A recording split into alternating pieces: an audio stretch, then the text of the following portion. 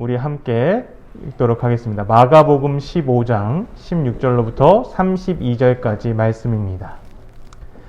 군인들이 예수를 끌고 브라이도리온이라곤 뜰 안으로 들어가서 온 군대를 모으고 예수에게 자색옷을 입히고 가시관을 엮어 씌우고 경례하여 이르되 유대인의 왕이여 편안할지어다 하고 갈대로 그의 머리를 치며 침을 뱉으며 꿇어 절하더라. 희롱을 다 한 후 자색옷을 벗기고 도로 그의 옷을 입히고 십자가에 못 박으려고 끌고 나가니라. 마침 알렉산더와 루포의 아버지인 구레네 사람 시몬이 시골로부터 와서 지나가는데 그들이 그를 억지로 같이 가게 하여 예수의 십자가를 지우고 예수를 끌고 골고다라 하는 곳, 번역하면 해골의 곳에 이르러 몰약 탄 포도주를 주었으나 예수께서 받지 아니하시니라. 십자가에 못 박고 그 옷을 나눌세 누가 어느 것을 가질까 하여 제비를 뽑더라. 때가 제3시가 되어 십자가에 못 박으니라. 그 위에 있는 제패에 유대인의 왕이라 썼고 강도들이 예수와 함께 십자가에 못 박으니 하나는 그의 우편에 하나는 좌편에 있더라. 지나가는 자들이 자기 머리를 흔들며 예수를 모욕하여 이르되 이야 성전을 헐고 사흘에 짓는 자여 내가 너를 구원하여 십자가에서 내려오라 하고 그와 같이 대제사장들도 서기관들과 함께 희롱하며 서로 말하되 그가 남은 구원하였을 때 자기는 구원할 수 없도다. 이스라엘 왕 그리스도가 지금 십자가에서 내려와 우리가 보고 믿게 할지어다 하며 함께 십자가에 못 박힌 자들도 예수를 욕하더라. 아멘. 샬롬. 행복한 교회 청년 여러분, 2월 첫 번째 주일 여러분과 함께 하는 이 예배의 자리가 참 복되고 복된 자리임을 고백합니다. 우리의 신앙이 이 시기에 더욱더 빛나는 신앙인들이 되길 간절히 소망합니다. 저는 이 본문이 나에게 너무나 복되고 귀한 소식의 장면이기에 이 본문을 너무나 잘 알고 있지만 이 본문을 읽으면서 마음 가운데 그리고 내 눈 가운데 눈시울이 멈추지 않았습니다. 말씀을 통해서 예수 그리스도께서 행하신 그 발걸음이 너무나 감사했고 말로 표현하지 못할 은혜와 감사를 느꼈기 때문이었습니다. 마가복음 15장의 시작은 예수님이 빌라도의 재판장으로 끌려가시는 장면부터 시작합니다. 이 재판장에서 예수님의 사형 선고가 떨어지는 장면을 지난주에 함께 보았죠. 이 재판이 새벽에 이루어졌다는 것도 보았습니다. 로마의 법정은 오전 새벽 6시에 열리는 것이 통상적인 관례입니다. 그래서 오전 6시에 예수님의 재판을 받고 넘겨주셨고 그리고 오전 9시에 십자가에 달리셨습니다. 유대인의 시간 플러스 6시간을 더하면 우리가 현재 사용하고 있는 시간과 똑같이 확인할 수 있습니다. 왜냐하면 그 이유는 하루를 계산하는 시점이 다르기 때문이에요. 25절을 함께 읽어볼까요? 25절 함께 읽어보겠습니다. 때가 제3시가 되어 십자가에 못 박으니라 라고 되어져 있죠. 이 3시에서 6시를 더하면 9시가 됩니다. 그러니까 우리나라 시간으로 정확히 오전 9시에 예수님은 십자가에 달리세요. 그리고 3시간 뒤 낮 12시에 예수님은 돌아가십니다. 오늘 본문은 오늘 예수님이 오전 6시에 재판을 받으시는 장면부터 십자가에 달리시고 그리고 돌아가심을 보여주고 있는 본문이에요. 그런데 여기에서 마가복음의 특징이 기록되어져 있습니다. 그것은 마가는 예수님의 십자가를 달리는 그 장면을 딱 2절로만 표현했고 굉장히 간단하게만 표현했다는 거예요. 24절 말씀인데요. 함께 같이 읽어볼까요? 십자가에 못 박고 그 옷을 나눌세 누가 어느 것을 가질까 하여 제비를 뽑더라. 예수님이 십자가에 못 박히는 장면을 24절 잠깐 언급하고 25절에도 언급을 합니다. 사실 24절은 다른 내용이 더 많이 기록되어져 있죠. 총 16절을 오늘 읽었는데 그 중에 딱 한 절만 예수님이 십자가에 못 박혔다라는 사실을 이야기하고 있어요. 그렇다면 나머지 15절은 무엇을 묘사하고 있을까요? 바로 예수님이 조롱과 멸시와 희롱을 당하는 장면을 기록하고 있다는 사실입니다. 여러분, 의문이 생기지 않나요? 마가는 예수님을 믿었고 그분의 십자가 달리심이 어떤 뜻인지를 잘 알았어요. 그렇다면 그 예수님의 십자가에 관련된 내용들을 많이 기록해 주면 되는데 왜 멸시와 조롱과 희롱을 당하는 이 장면을 이렇게 꼭 많이 기록했을까요? 그 내용이 필요했다면 한두 절로 예수님의 희롱에 당했던 그 내용만 기록하면 될 것인데 15절이나 그 내용을 기록하고 있다는 거예요. 그렇다면 이 글을 쓰고 있는 마가가 이 예수님의 희롱과 조롱과 모욕의 기록의 이유가 있다는 거죠. 마가는 예수님이 당하신 십자가의 육체적 고통보다 희롱당하시고 멸시당하시는 장면을 더 많이 기록하고 있습니다. 마가의 기록에 의하면 예수님은 4번의 희롱을 당하십니다. 그 이유는 희롱을 하는 사람들이 다르다는 거예요. 첫 번째로 예수님을 희롱하는 대상자들은 로마 군인들로부터 시작합니다. 오늘 본문인데 16절 말씀을 함께 읽어볼까요? 함께 읽어보겠습니다. 군인들이 예수를 끌고 브라이도리온이라는 뜰 안으로 들어가서 온 군대를 모으고, 군인들은 예수님의 사형 선고가 나오자마자 어떻게 합니까? 예수님을 끌고 브라이도리온이라는 곳으로 끌고 갑니다. 이 사실 브라이도리온이란 로마 총독이 거주하는 빌라도의 궁전을 의미해요. 그곳에서 온 군인들을 다 모았습니다. 로마의 한 군단의 규모는 대략 600명 정도 됩니다. 성경학자들마다 좀 이야기하는 인원수는 좀 다르지만 200명에서 600명 사이를 대부분도 보고 있어요. 근데 유대 땅에 있었던 로마 군인들이 대부분 다 모였던 것이 확실합니다. 그 600명이 보는 앞에서 예수님을 세워두고 희롱하죠. 그런데 그 일전에 예수님은 어떻게 했습니까? 15절 말씀인데요. 읽진 않았으니까 우리 함께 같이 읽어보겠습니다. 빌라도가 무리에게 만족을 주고자 하여 바라바는 놓아주고 예수는 채찍질하고 십자가에 못 박히게 넘겨주니라. 예수님은 이미 채찍질을 당한 상태였어요. 로마의 채찍은 여러분 알다시피 채찍의 끝에 동물의 뼈나 쇠나 납덩어리를 달기 때문에 그 채찍으로 등을 맞게 되면 등판이 다 살점이 찢어지고 피가 철철 흐르게 됩니다. 그 살점이 다 찢어진 상태에서 예수님의 옷을 다 벗겼어요. 여러분, 등판이 너덜너덜해진 상태에서 예수님의 옷을 다 벗겼습니다. 남자들 600명이 보는 앞에서 나체가 되는 희롱을 당하세요.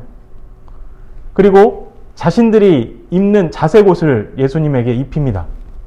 그리고 그 머리에 가시 면류관을 씌우죠. 이것이 끝이 아니고 예수님의 머리를 갈대로 톡톡 치면서 유대인의 왕이여 평안할지어다 라고 말합니다. 이 장면은 사실 로마 황제에게 신하들이 인사를 할 때 그런 모습을 하거든요.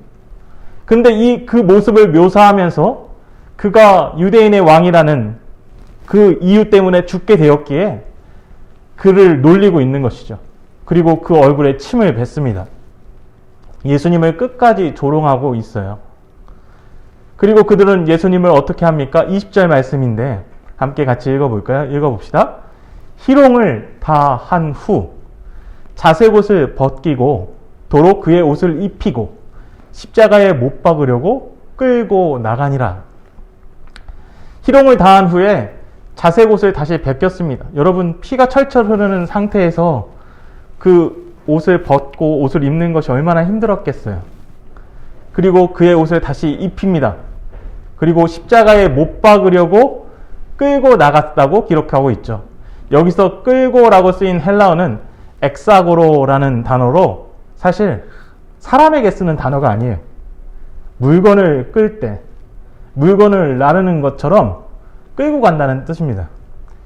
이 말은 예수님이 책직으로 인해서 이미 걸을 수 없는 상태가 되었다는 거예요.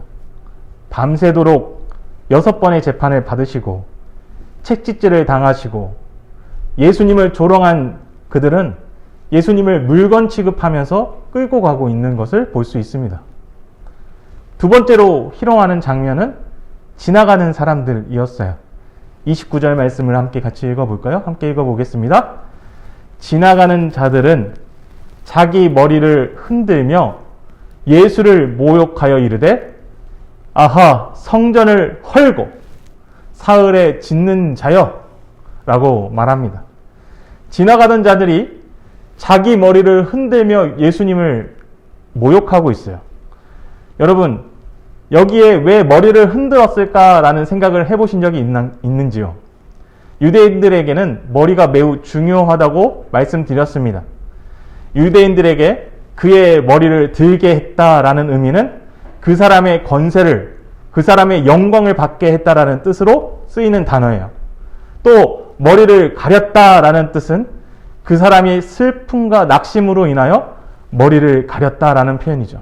그런데 머리를 흔들었을 때는 유대인들에게 언제 사용했던 말일까요? 그것은 바로 조롱할 때 사용했던 방법이었습니다. 에레미야가 2장 15절에 그렇게 나와 있는데 함께 같이 읽어보도록 하겠습니다. 함께 읽겠습니다. 모든 지나가는 자들이 다 너를 향하여 박수치며 딸 예루살렘을 향하여 비웃고 머리를 흔들며 말하기를 온전한 영광이라 모든 세상의 사람들이 기쁨이라 일컫던 성이 이 성이냐 하며 에레미야 예가는 바벨론에 의해서 예루살렘이 완전히 불탄 이후에 기록된 서신이에요. 시죠. 근데 지나가는 사람들이 그 땅을 향해서 박수치면서 예루살렘을 향하여 비웃으며 머리를 흔든다라고 표현하고 있어요.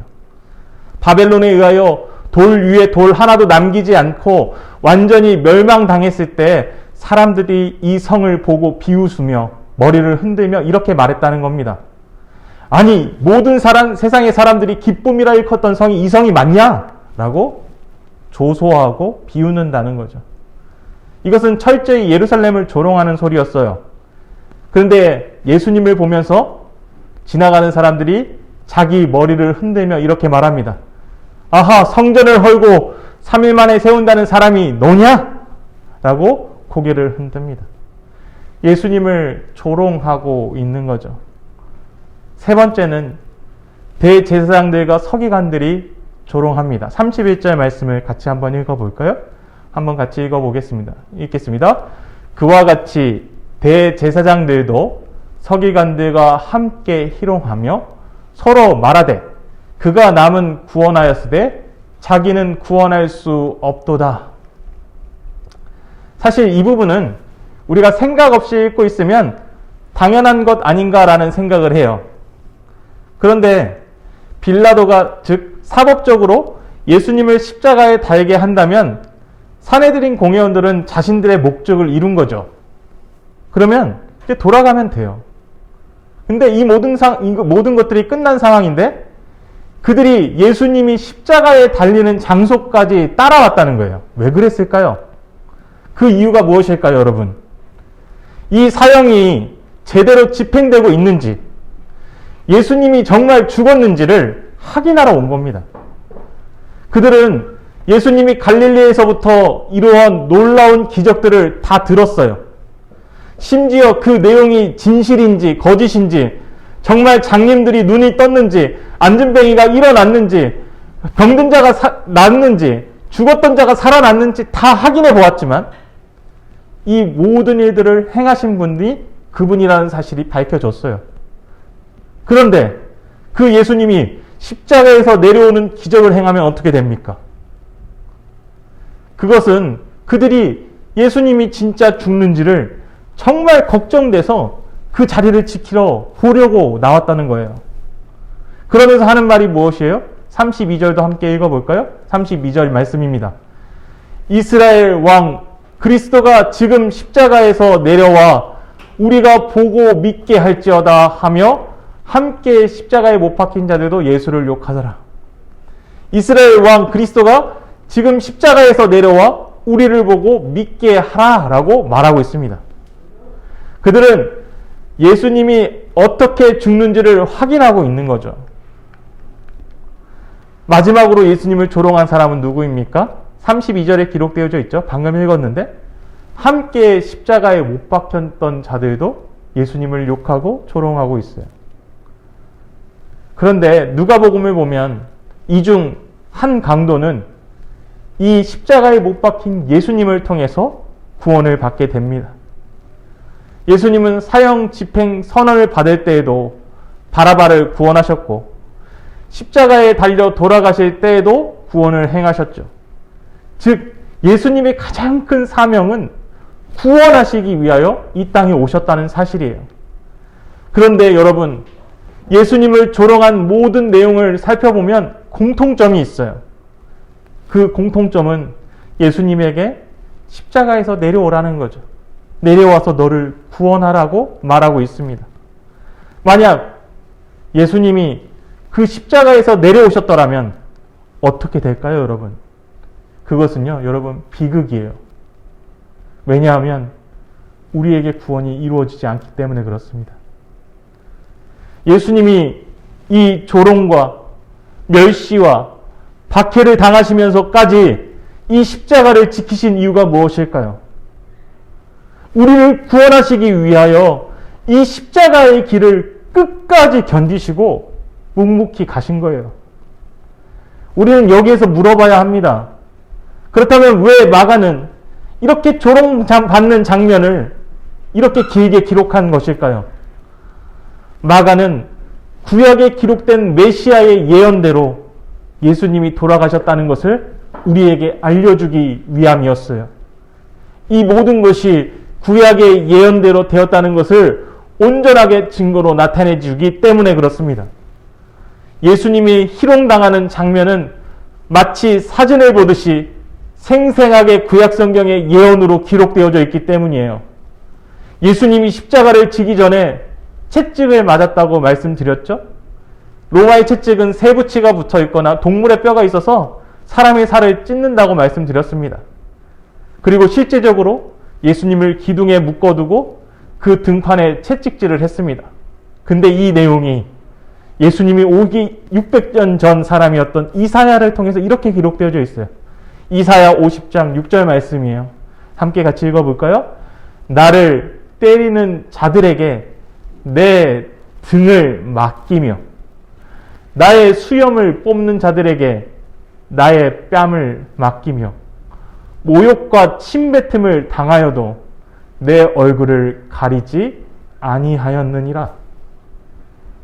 나를 때리는 자에게 내 등을 맡겼다라고 기록하고 있습니다.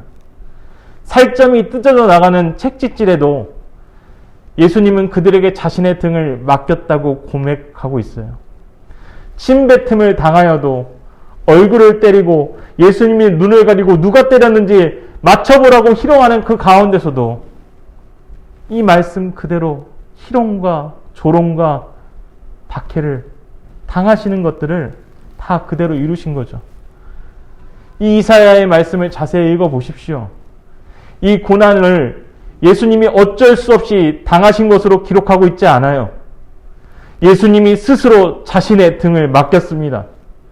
예수님이 억지로 마지못해서 채찍질을 당한 것이 아니라 이것은 내가 당해야 할 일이라는 것을 분명히 성경이 밝히고 있기 때문에 그 길을 침뱉음을 당하고 뺨을 맞고 모욕을 당해도 그것들을 묵묵히 행하셨다는 거예요. 나를 비웃으며 입을 삐죽거리고 머리를 흔들었죠. 앞에서 말씀드렸다시피 예수님의 길 지나가던 자들이 예수님을 조롱할 때 했던 행동들입니다. 이 말씀은 시편 22편 18절에 이렇게 기록되어져 있어요. 함께 같이 읽어볼까요? 내 겉옷을 나누며 속옷을 제비 뽑나이다. 예수님이 십자가에 달려서 보니 로마 군인들이 자신의 옷을 네 가지의 것으로 나눠서 제비를 뽑았습니다. 다윗이 기록한 이 메시지는 메시아의 시편은 예수님이 당하실 고난에 대해서 기록하고 있는 거죠. 예수님의 옷을 나누는 장면, 그것을 제비 뽑는 장면까지 다윗은 알고 있었어요. 멸시를 당하고 조롱을 당하고 있는 장면은 예수님이 당하실 메시아라는 사실을 우리에게 정확하게 명확하게 밝혀주고 있다는 사실입니다.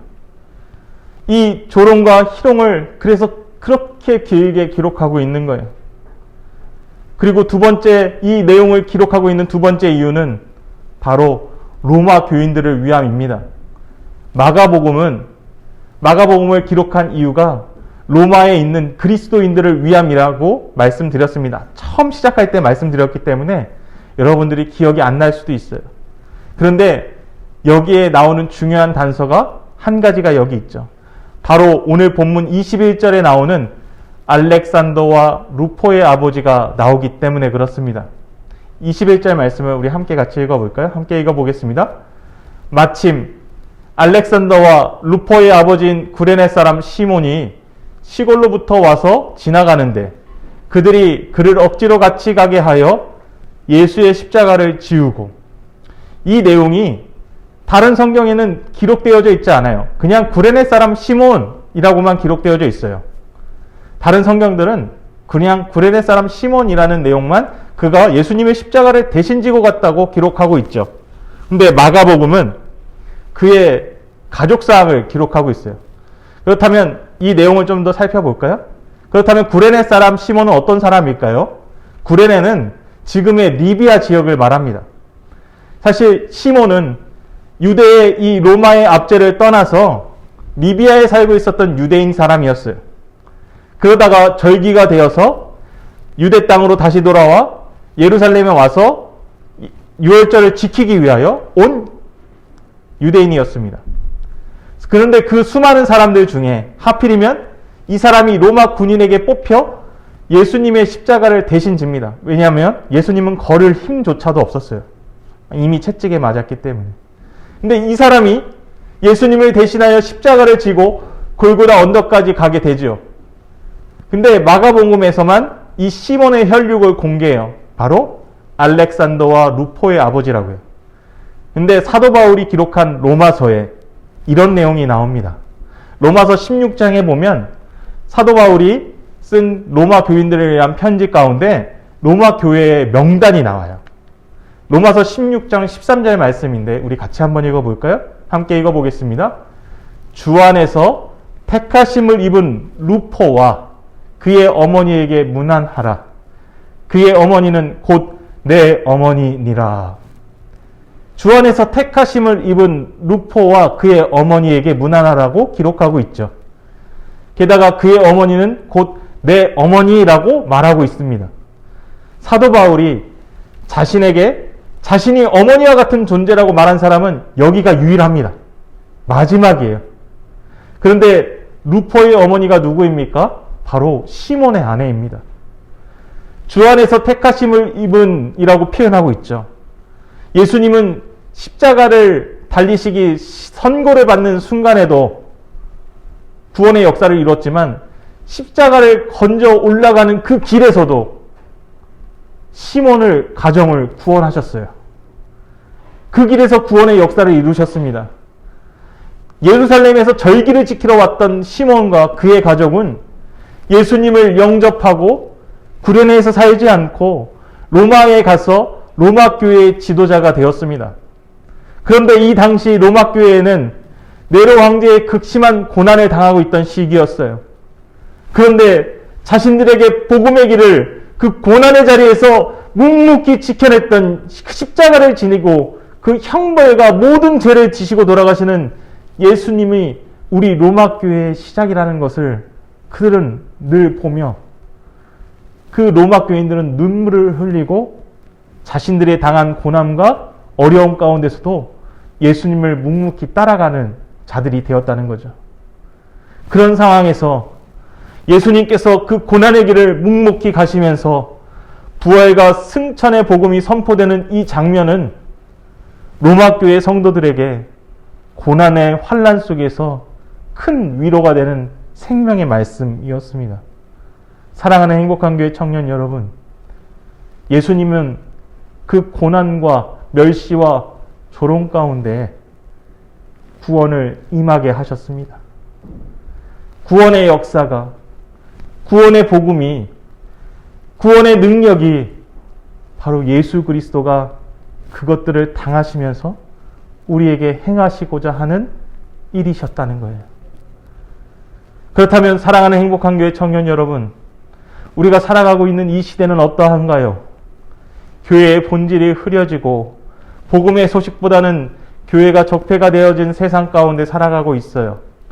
그러나 교회는 복음의 본질, 예수 그리스도를 통하여 이 고난과 어려움을 복음 가운데서 이겨내고 그 복음을 지켜내는 공동체입니다. 또 구원의 소식과 복음을 누리면서 이 어려운 환난 가운데서도 살아가는 자들이에요. 우리가 고난과 환난과 조롱과 멸시 가운데 살아가도 우리가 지켜야 할 것은 바로 복음과 예수 그리스도입니다. 그분이 묵묵하게 나가셨던 그 길을 우리 사랑하는 행복한 교회 청년들이 주님과 함께 나아가길 간절히 소망합니다. 복음이 여러분에게 어떻게 임하였는지, 그 복음을 어떻게 어떤 수고와 노고와 환경 속에서 주님께서 이루셨는지를 우리가 이 말씀을 통해 묵묵히 묵상하며 그 구원의 복음이 여러분에게 소망과 능력이 되길 주의 이름으로 축원드립니다. 기도하겠습니다. 우리 함께 읽도록 하겠습니다.